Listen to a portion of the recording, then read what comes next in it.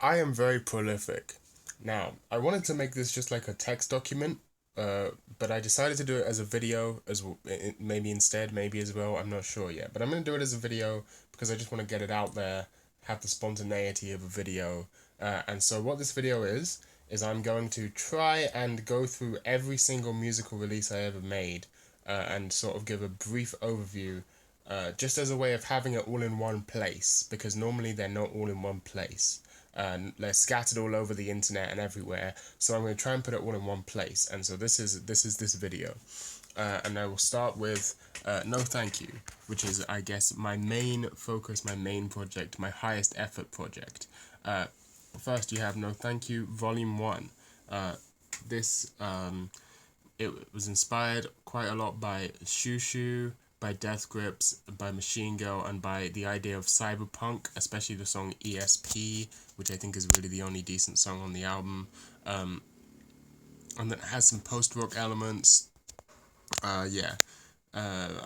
Honestly, it's pretty amateurish. There's a couple of good, decent songs on there. It's got more like structured songwriting than my later releases, I guess, in a sense. Yeah, more singing as well, more singing. Then No Thank You Volume 2. This was just another even further attempt at pushing the cyberpunk boundary. This one tells more of like a concrete narrative, about frustrated with the state of modern living, a man leads a revolution against the way things are. This triggers a set of events culminating in a total nuclear destruction of the Earth.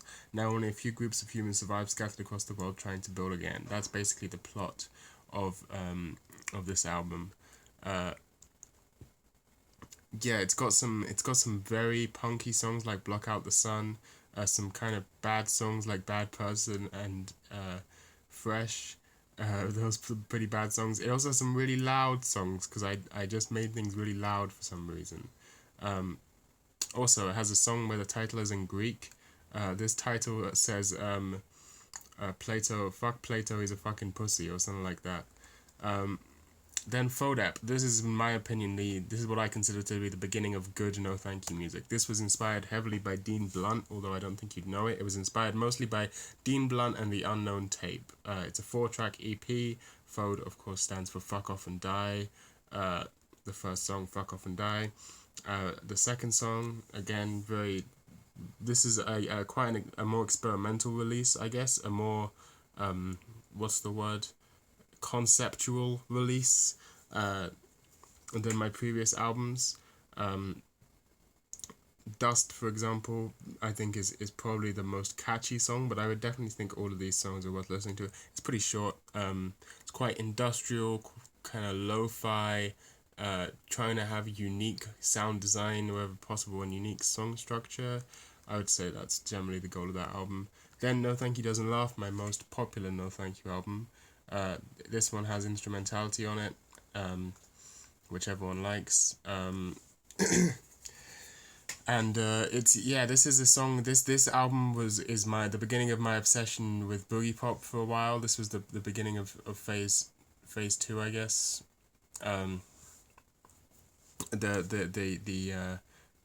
Yeah, you can see it's an obsession with boogie pop. I made a very obvious boogie pop reference. No Thank You Doesn't Laugh reference to Boogie Pop Doesn't Laugh, the book, because this album is about mixing the blue and the pink, the noise and the pop.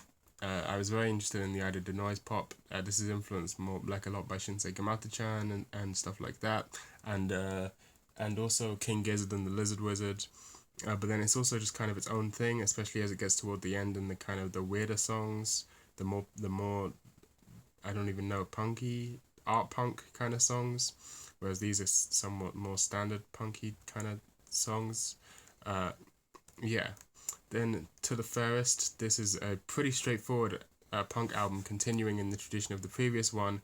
This is also very much about exploring noise and pop, combining noise elements with the elements of the modern SoundCloud scene and modern pop music in an attempt to extrapolate all of the elements of pop music to become so absurd and so shiny that they're blinding, to become so pure white that they become scalding, to become so loud that they turn into noise and become a commentary on themselves. That's basically the idea.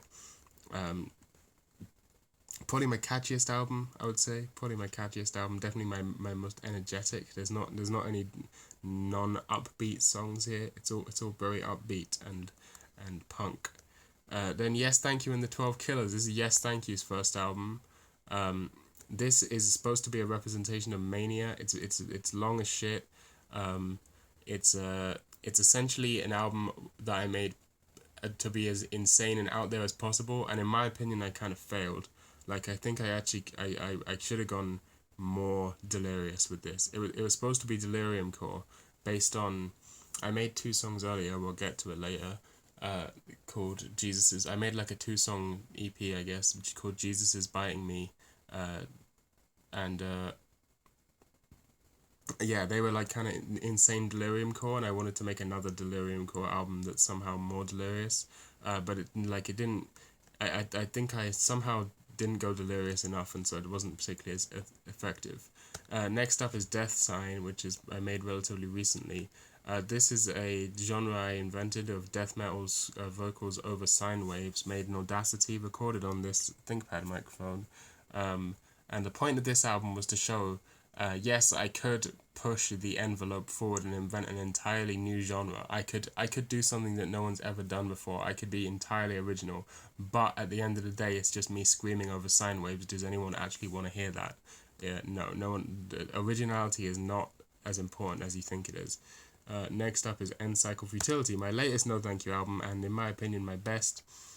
This is a sort of melancholic, I would say, melancholic but epic scale, grand, noisy, post gloom gaze album, doom metally, post rocky album, crescendo core album, Lovecraftian at points, shoegazy at points, black metal-y at points if you like transcendental black metal liturgy type shit, or if you like I don't know, Uboa type shit, I guess, or Lingua Ingota. There's a little bit of that in there, no industrialness, but really it's kind of its own thing. It's kind of trying to take this genre, the idea of this post rock sort of what was they call it, post hardcore type of shit. Sometimes not necessarily post hardcore, but gloom like planning for burial type shit, and adding more noise to it to make the scale just as big as fucking possible, universal scale, like just grand tsunami of sound rushing into you. To just, it's not for the faint of heart, I would say. If you're not acquainted and like okay with very noisy music, then you probably won't like it, but you might like it. A lot of this is just a flex, like a lot of it's a flex of my songwriting ability, like my melody writing ability, like not trying to limit myself to the simplicity of a punk song anymore, this is stage 3 now we're in, so trying to push the boundaries of what I can actually like flex my songwriting abilities, my ability to write interesting chord changes and all that sort of shit. So yeah, harmonically interesting and all that good stuff. So that's my main no thank you stuff. There is then some secondary no thank you stuff, which is on my SoundCloud, which isn't released on Bandcamp. Mostly singles like Catch Me. This is like a jungle take on SoundCloud rap. Turn to Clay, which is a Dylan Brady ripoff that turns into a black metal song halfway through, and Got the Same Look, which is a straight dance punk, in my opinion, like noise pop mixed with dance punk. Pretty catchy type of song. What else have we done? There's some like covers. This one I made is just to see if anyone would listen to it, which they did, because there you go. Be My Own. This is like I don't even know how to describe Be My Own. It's a really good song. I'm really happy with it. It's I want to describe it briefly. It goes through many phases. It's an attempt to fuse. It's more of, again, an attempt to evolve metal, indie and electronic into some sort of new formula. Bubblegum, if you like To the Fairest, Bubblegum's kind of an extension of To the Fairest type shit. Do Drugs Read Manga Dropout is a punk song. I'm Not In So Core is a punk song, a very noisy punk song. There's The Rest of To The Fairest. This is a cover of a Bones song. This is a cyberpunk industrial hardcore. I mean, yeah, uh, what do they call it? Electronic hardcore song. There's a 100 Gex cover, which you've definitely heard because it has a billion jillion views. This is a Mixed Personalities cover, which you've definitely heard because it has a million billion jillion views. And I think that's all I've got on here. The rest is just my albums. Yes, let's close this and move on to Akazi. Akazi is my breakcore project. It's actually technically older than No Thank You. I started off making lo-fi hip-hop and jungle back 3 years. Even before this, I was making jungle on here, but then I didn't use this account for a while and then came back and started making lo-fi hip-hop like 3 years ago. It's actually closer to 4 years ago at this point. I'm not going to go through every single fucking track on here because it's just ridiculous, but just generally know this is like if you're into breakcore, especially the side of the DPH DXM fueled side of depressive breakcore, I'm talking Better Off Dead, Wax, 0081 milligrams, who else? That sort of side of breakcore. Better Off Dead is probably my main inspiration because she's amazing. And Wax, yeah, so that sort of thing, that sort of anime inspired, but also like wanting to kill yourself, kind of going completely nuts on drugs, breakcore. Don't go outside type breakcore, noisy, not quite in time type breakcore.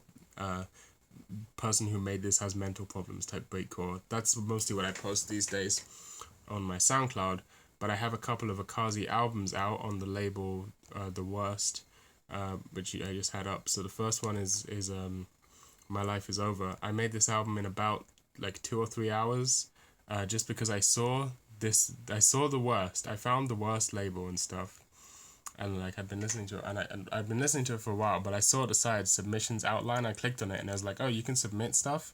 And I was like, I think I have enough clout to submit something to this label. So I made this album in like 2 hours, and it was supposed to be similar to the album that no one can pronounce because the name's in like Hungarian by Venetian Snares, the one with the pigeons with the birds on the cover, the one that has Hajinal on it, that one, the most popular Venetian Snares album. You see, that does like a clever, good job of combining classical music and breakcore in like a very clever way. What's that guy called? Something? The guy that invented ethnomusicology. I've completely forgotten his name. Classical composer.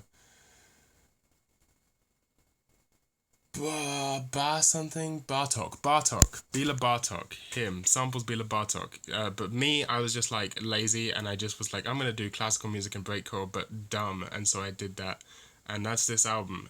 Some of them I didn't even make for this album. I just stole them from another album that I was working on at the time, and just put a break over it, like Desert Level, for example. I think it's alright. Like, I think it's a fine album. I also drew the album cover. That's probably my favourite part. I'm really happy with how this album cover came out. Come on. Exposure level. There you go. But yeah, I made it in like about an hour, which is why the mixes aren't very good. Maybe 2 hours, with why the mixes aren't very good. But, I mean, the melodies, the sample choices, and all that sort of stuff I'm pretty happy with. The reason I decided to do it is because Logic just got an update.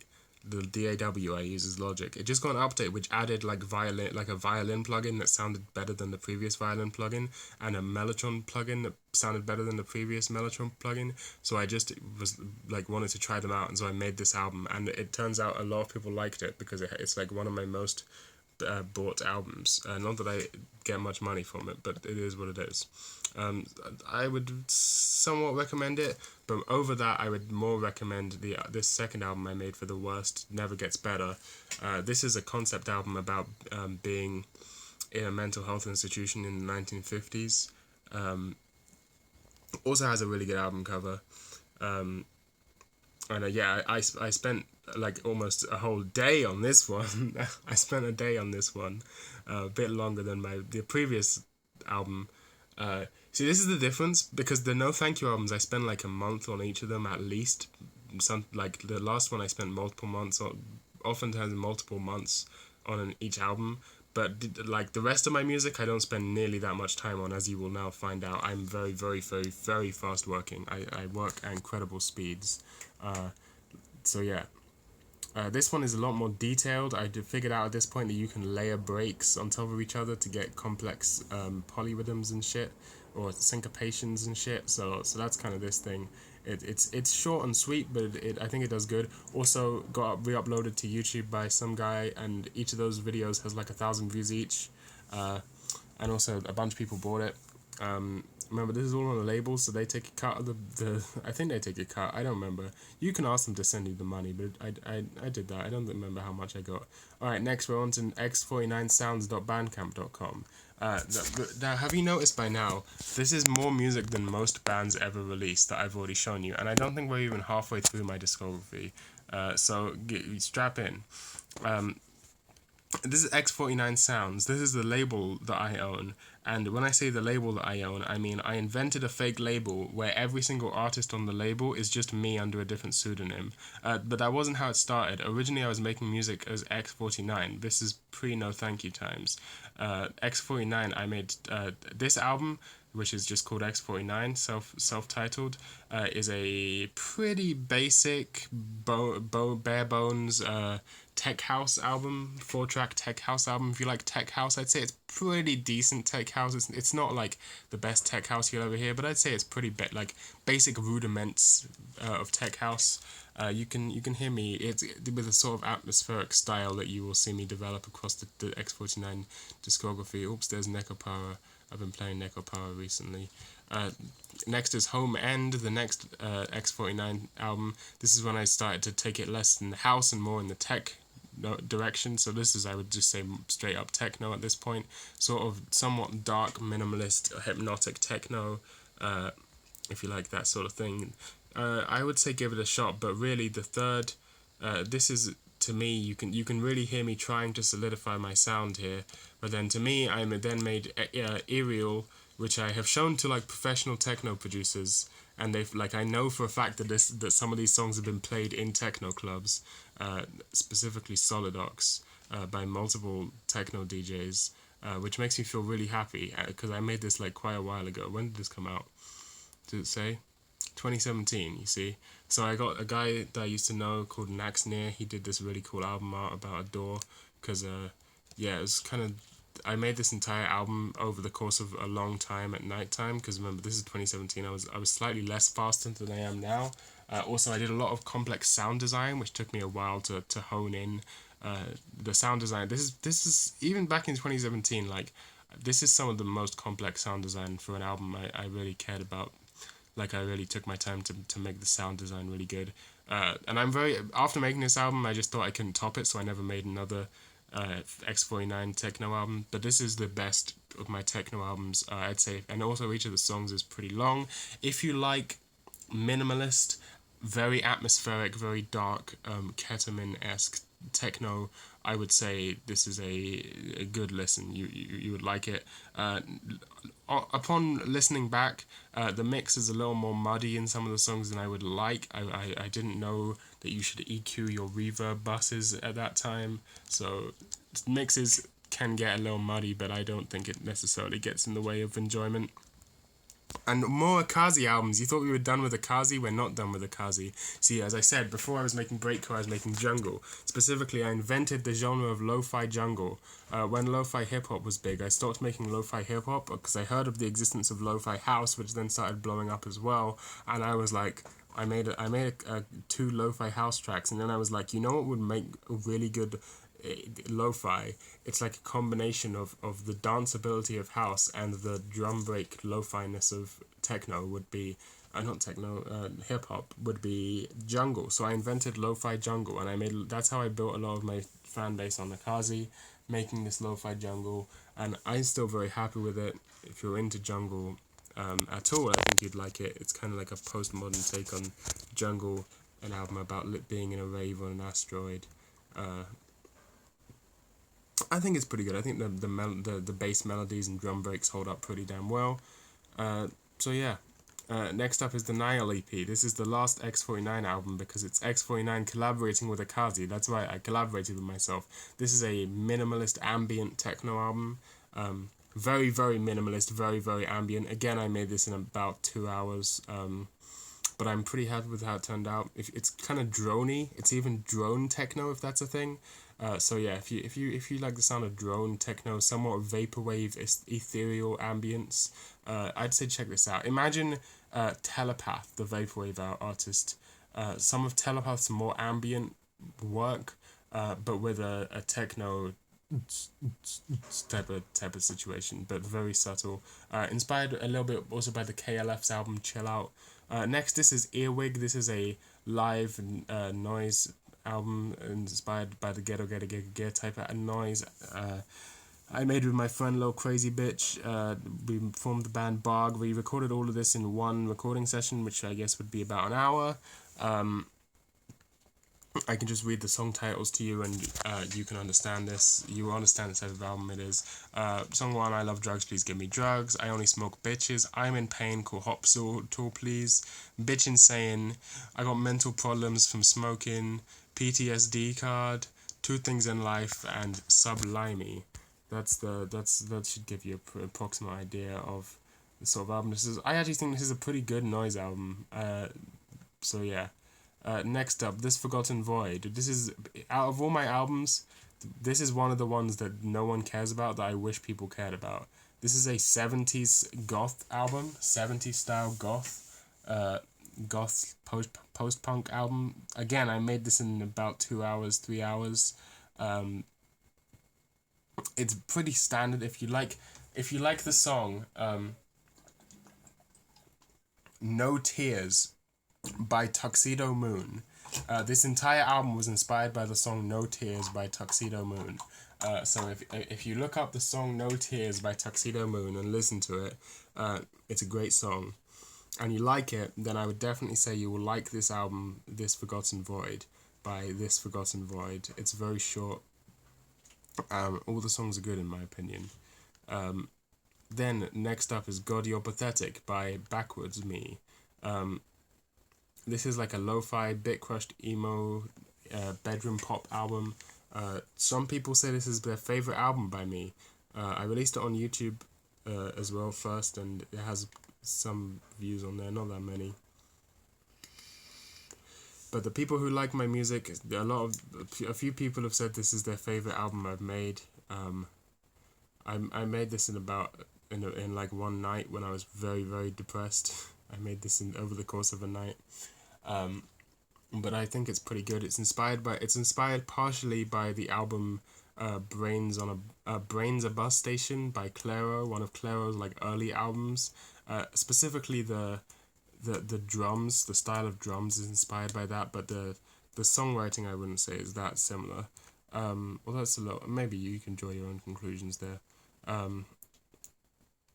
Again, I do all my own album art and shit, because I'm a genius. Yeah, I would say I'm pretty damn happy with this album. I think it deserves more plays. Next up is How to Feed No Ravens by How to Feed No Ravens. This is basically the prototype for this is like the prototype for End Cycle Futility, the first gloom gaze album I made. Gloom Doomgaze album I made, inspired by Nafla and fucking Plowing for Burial and Have a Nice Life and all of the people on that record label. No Fun Not Ever. It was all made on this very ThinkPad in Audacity while my computer was away at the shops. My computer was being repaired, and so I made this album in Audacity using a free online drum machine and just playing guitar and using Audacity to do that and record vocals and shit. I think it's pretty damn good. Hypnotic, I've heard it described as. Very atmospheric. The album cover is not very good though, in my opinion. Next up is Compositions for Solo Bass Guitar by Justin Firth. This is a parody of pretentious art music. It's one track, 25 minutes long. The best part about it is the description. I would recommend going to Bandcamp and just reading the description for it while you listen to it. Not that it's worth listening to the whole thing. Next up is Kill Myself Immediately by No Thank You. And I every day regret posting this on X49 and not my main No Thank You page. As the time goes by, I regret more and more. I mean, I posted Death Sign there. I get paranoid about posting stuff on my main No Thank You page, but this is an official mainline No Thank You album. I'm an idiot and didn't post it where I should have posted it. I may in fact upload this to SoundCloud or something. This is my noisiest No Thank You album, and I will describe it like this. I will describe the events leading up to it. It's very simple. If you've seen the Sacred Cow penultimate episode, you know everything about this album. I was feeling like shit, feeling in a very, very bad place, and I was listening to Shinsei Kamata-chan demos on YouTube, and I was like, this isn't fucking Shinsei Kamata-chan enough, and I was going through all the songs and getting frustrated that none of them were Shinsei Kamata-chan enough, and so I said, fuck it, I'm gonna make an album that is more Shinsei Kamata-chan than Shinsei Kamata-chan, and that's when I just sat down and spent the rest of the evening or the rest of the night just making Kill Myself Immediately. It is the most Shinsei of all the Kamata-chans. It's every single thing that exists in a Shinsei Kamata-chan song turned up and to a million decibels and like emphasized in every possible way. So if you like Shinsei Kamata-chan, you might like this, although it also has the best last song of any of my albums, but it only makes sense if you listen to all the other songs without skipping. You have to listen to all of this. If you just skip and listen to the last song, it's cheating, and I will kill you. You have to listen to the whole album through without skipping. It's you can kind of hear how I was in a very bad place when I made it. Next up, total change of pace. Killing Cops in 0.5 A presses by Insurrectionary Scuttlebug Jamboree. This is just because I was on the toilet and I came up with the name Killing Cops in 0.5 A presses, which if you don't know is a reference to the YouTube video Watch for Rolling Rocks in 0.5 A presses by Paracoic, an amazing SM64 tasser, and so I decided to make this album. It's a grindcore / cyber grind. I guess it's just cyber grind. It's like a cyber grind album about Super Mario 64 speedrunning and insurrectionary anarchism and killing cops, because I had been watching Super Mario 64 TAS videos and also watching the riots in America at the same time. So yeah, all the songs are like 40 seconds long. It's not really worth listening to for any reason other than there's not really any reason. So that's all my X49 albums. Now let's go to the really weird shit. This is like the shit. This is the on those iceberg memes. We're now getting down to the bottom of the icebergs. First is unreleased on Bandcamp Equinox music. We have to sort this by date added. Oh no, that was the wrong one. Fuck. This is all terribly wrong. Oldest. Date added oldest. There we go. This is on my YouTube channel that you're watching it right now. Right near the beginning, I made some noise music. A mean-spirited of documentary, fucking ski mask, and life is the space between illnesses. A title that I then reused for the later Uenaton album. These are all noise songs that I made. I think they're fine. Like, they're not awful. They're good. I would say they're good, but they're not the best noise music I've ever made. And then further on, if you scroll through all my old videos, eventually you may find, where is it? There we go. Oh God, oh fuck. This is a noise album I made. It's almost an hour long. Again, I made this in like about 4 hours. Alternative title Pleb Filter. That tells you all you need to know. This entire album is just a Pleb Filter. This is what Yes Thank You and the 12 Killers could have sounded like if I wasn't a pussy. Yeah, I'd say this is possibly my most alienating album. I'm not entirely sure. Proto Yes Thank You and the 12 Killers, perhaps? God knows. Hard to say, really. Yeah, It's a pretty long album. Very very noisy. Has some comedy bits in it. Some bomedy lits in it. Uh, yeah, has a cover of a song from Die Lit. There you go. Here's what it is. So that is that. Now let's go on to No Thank You real quick. The No Thank You YouTube channel. Because there is a couple of songs on there that aren't anywhere else. And Psycho Futility playing. Where is it? Oh yes, Cat on a Hot Tin Roof, Jesus is Biting Me. This is a double song / video audio visual experience. Although I'm not entirely happy with the video set portion, I'd say it's pretty decent. This is real delirium core, as it says. It's just a delirium core. It's just batshit insane music that goes everywhere. If you watch it while you're stoned as fuck, watch it while you're very high. I made it specifically to be like the videos. I was thinking about making things that you would want to watch if you're very, very high. So just watch it while you're stoned. And then next up is Ikereta Neat. No Thank You cover. This is just a cover of Ikereta Neat by Shinsei Gamatsu-chan. I'd say it's a pretty good cover, but it's not. It's just a cover. Oh look, it's the X49 album from back in the day. Oh look, it's a Death Grips Lo-Fi Hip Hop remix. This is surprisingly good, you know. A Ghost in the Shell I made a remix of the Ghost in the Shell standalone Complex OP. That's something that I did. So that's all of my music that's on. Oh, there's To the Fairest Slowed. This is just a slowed down version of To the Fairest. It's just the whole album slowed down a little bit. Oh, and there's Be My Own again. That old chestnut. Finally, now we're getting into the really, really, really, really obscure shit. This is the really, really, really obscure shit. This is Bubble EP by FTL. This was my first ever music release that I can remember. It's chiptune. It's not very good. It's 3 tracks. None of them are particularly good. Nothing special, but it's my first one. I was just learning how to make chiptune, and I released this as FTL, and that's about it.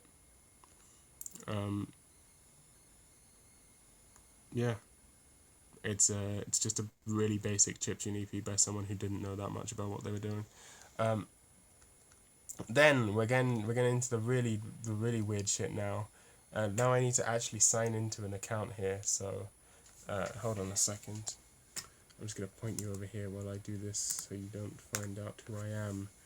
Wouldn't want that, would you? Oh, who's vibrating me? Oh, someone just signed in. Yeah, that was me, you dickhead.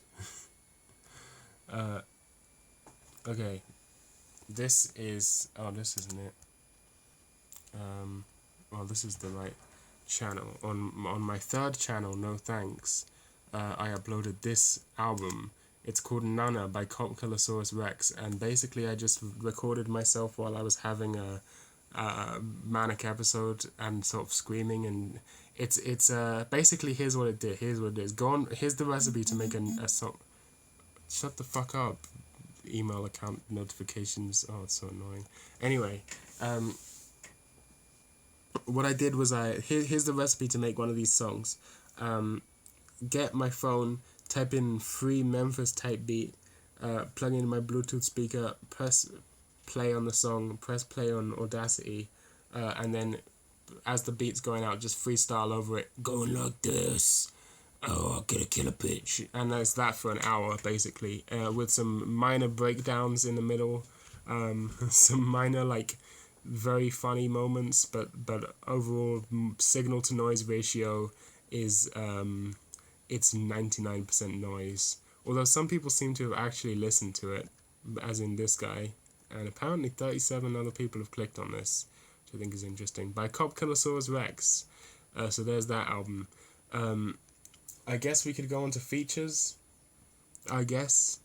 They're mostly on Plunder's music. But I guess if I'm trying to be everywhere right now, then I should be everywhere, right? So this is Ethernet, my good friend Ethernet. who just released a new EP an hour ago, which is really good. I just listened to it. It's a really good EP, although it is batshit insane, as all of the best Ethernet songs are.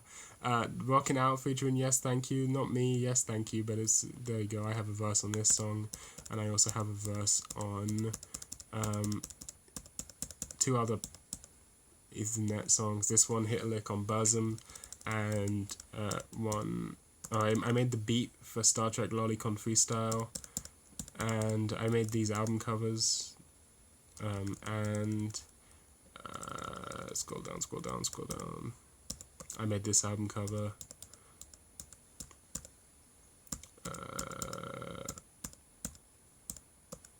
Did I miss it? Somewhere around here. Here we go, Nightcore Whore featuring No Thank You. That's the other song I'm on. What else am I on? Oh yes.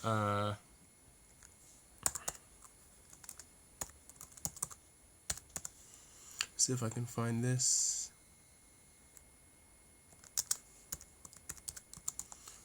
Yes, Equinox, a breakcore artist. I did a song with Equinox once. I used my album cover for that old chestnut. So I made the melody, he made the breaks, and I think that's it.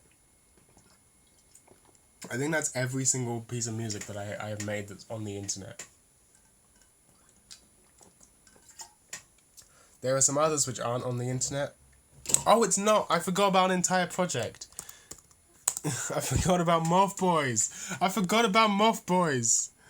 Fuck. Okay, so Moth Boys is a project with me and my friend where we get together, get as fucked up as possible, and then record an album as quickly as possible. There's 2 Moth Boys albums. There's technically 3. There is an unreleased Moth Boys album, which I am questionable about whether to put on because it's not as funny as the other 2.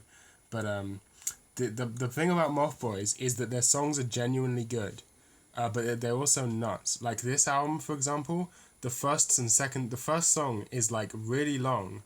It's longer than any of the other songs, and it's also like the beat is 2 tight beats from YouTube, just playing at this completely different tempos, just playing on top of each other, and then us just sort of freestyling over it.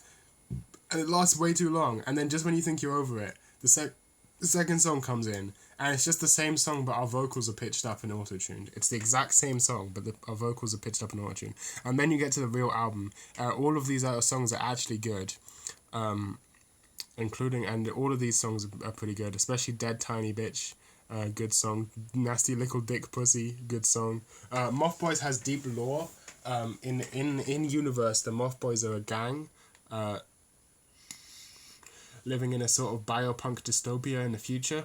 The Moth Boys are a huge gang crew, and they release rap albums, but because the gang is so big, that every single song has 2 people on it, but they're all different members of the Moth Boys. So you'll see every single song has a little brackets and who it was made by. So for example, in this case, Tasmanian Neville and Weekbow Lightfoot, or in this case, Jux Ellington and John Coltrane, or in this case, Barack Obama's estranged son and Smart Big Intelligent Man.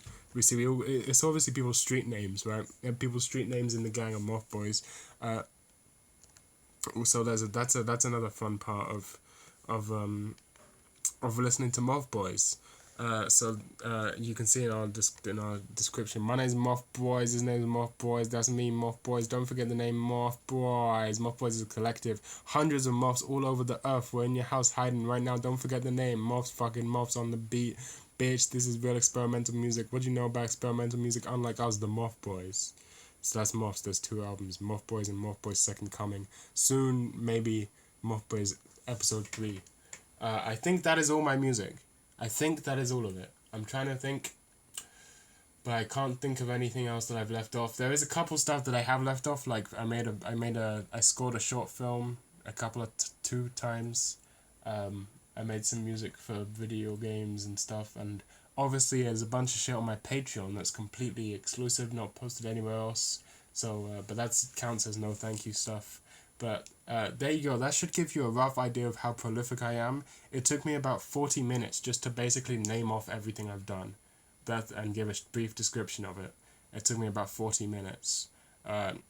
So that should give you a brief understanding of how prolific I am, as the most genius man to ever be a genius. Thank you for watching.